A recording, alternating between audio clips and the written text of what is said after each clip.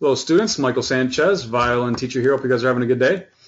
Today we're going to be working on the song Yankee Doodle, and we're going to really focus on good technique related to keeping the bow smooth. So actually what we just talked about in the class, for those that came live, gave us some tips on avoiding too much shoulder movement and using the index finger to really optimize getting a good smooth sound.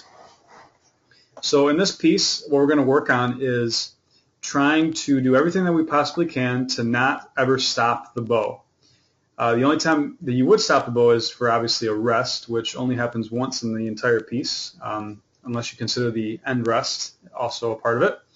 But everything else, you should be able to always keep the bow flowing, which is certainly not easy.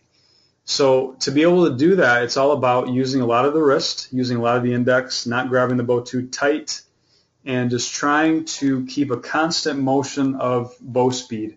Think of it kind of like a CD player. A CD player is always rotating the same speed. You want basically the bow to always be going back and forth at relatively the same speed, tempo. If you go too fast all of a sudden and then kind of slow down, you're going to get kind of a jerky sound, and it's going to be hard to keep the bow speed consistent and the sound smooth. So what some students might do in a piece like this is they might play it like this.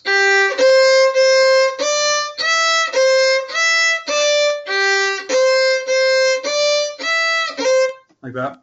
But what we want to do is go much smoother with actually slowing the speed down in the middle of the stroke and trying to work on the transition, keeping that nice and smooth like this.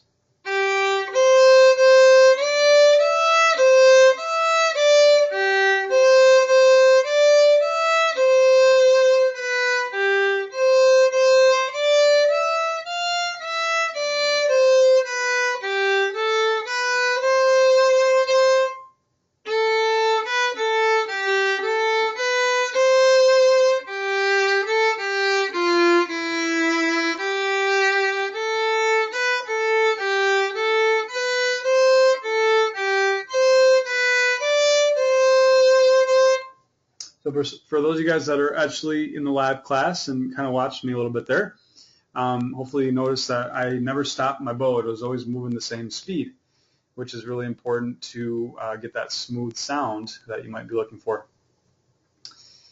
Great. So another thing that is really important as you're playing this or any other piece is understanding how to cross strings properly. So what a lot of students do is as they're crossing strings, they tend to really force the bow down or up.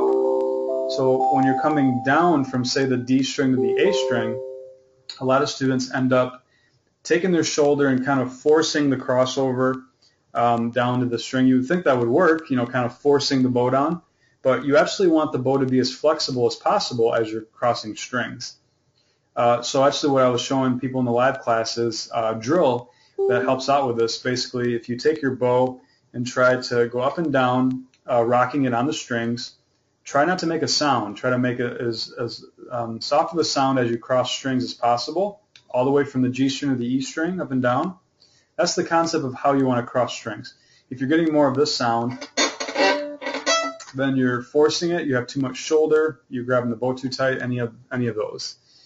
So there's a couple spots in this piece. Right at the beginning, I'll grab my pen, where I notice that a student could easily cross improperly and maybe even cause a bow bounce. So right in here, really important to cross strings properly. So that measure,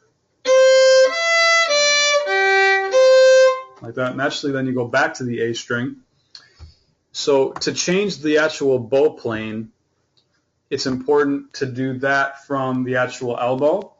So the elbow is helping us get the bow into the right plane. But once we're in that plane, it's all about extending and bending the wrist and using the index.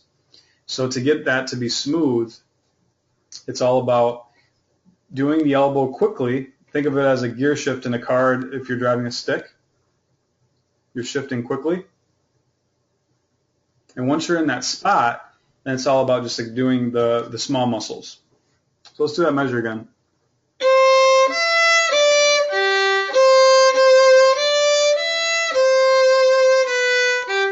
It's like that.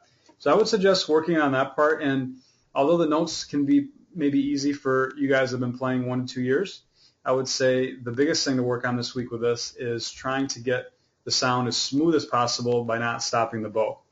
Because yeah, obviously you have the one part which is crossing the string, but then the next part would be to keep the bow smooth and to keep it moving, which is pretty challenging. Obviously, if you just have open Ds, it's much easier to keep the bow moving, right? But when you have a crossover, it's relatively challenging to keep the bow the same speed, not speed it up or slow it down while you're crossing strings with the elbow. So, but that's the idea. So what you could do is even memorize a little piece like that and just try to watch your bow to see what it's doing and try to really focus on the bow not doing much of anything other than just moving the same speed. All right, raise your hand if that makes sense. Good. I see quite a few of you raising your hands. All right, so this piece is really good for keeping the bow smooth. One thing that you guys could do, maybe that have been playing a little bit longer, I would suggest maybe even trying it in third position. So raise your hand if you guys have done any third position before. So you could try to do everything that we just mentioned, keeping the bow smooth, but try to play it in a different position. You could even try to play it in second position. But yeah, if I played in third, it would start off on a first finger.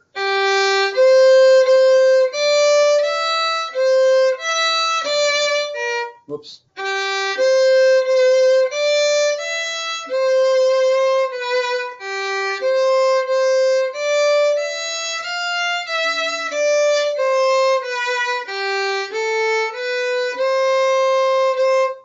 Like that. So I just played that all in third position. You could try it in second position.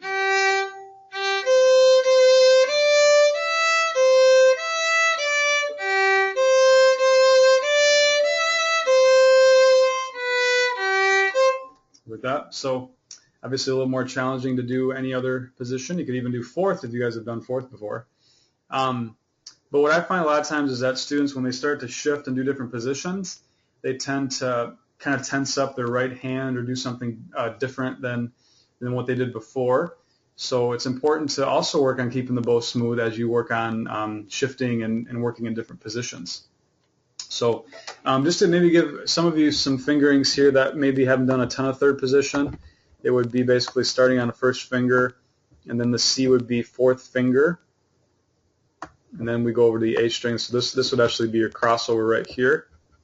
And then right here, you'd actually have kind of an awkward crossover. So this whole thing right here would not be easy in third, but it would be good practice for you to work on keeping the bow smooth.